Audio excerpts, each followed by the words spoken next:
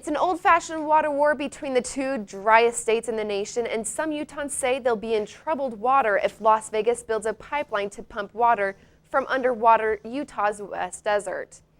Daily News reporter Amy West has logged more than 2,000 miles to bring us this story. Amy, just how deep does this Snake Valley water battle go? Well, Annette, the Snake Valley Aquifer spans across the Nevada-Utah border. And the Southern Nevada Water Authority would like to pump as much as 50,000 acre-feet a year down to Las Vegas. That's the same as the entire Deer Creek Reservoir every 3 years. As a side agreement between the two states draws closer, those on both sides fight for their way of life. Don Anderson is a cattle farmer, not an easy job in Utah's dry western desert. This ranch has been in his wife's family since the late 1800s.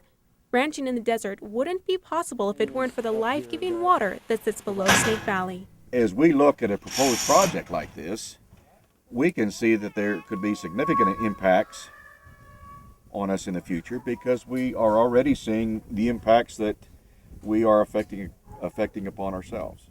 When settlers first came to Caleo over 100 years ago, they thought of it as a little oasis in the middle of the desert. But now places that would sink a horse 20 years ago, you can drive over on dry land.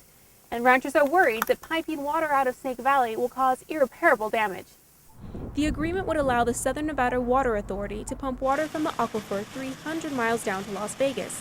But ranchers aren't the only ones that don't want to see water hauled out of Snake Valley.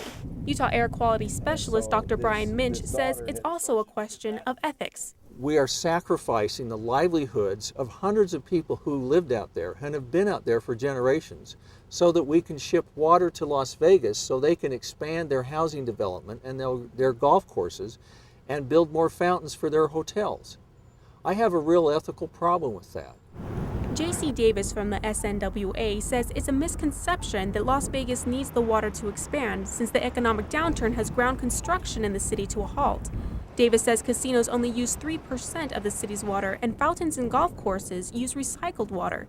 SNWA insists the Snake Valley water would go to Las Vegas homes. It's not like this extra luxury that we're trying to bring on board. We're talking about protecting a community of 2 million people that also represents the lion's share of our state economy. Tomorrow in part 2 of my report, I'll show you how some claim that pumping from Snake Valley Aquifer will have direct effects on the millions who live along the Wasatch Front, and not for the better. Well, we're looking forward to hearing more tomorrow. Thanks, Amy.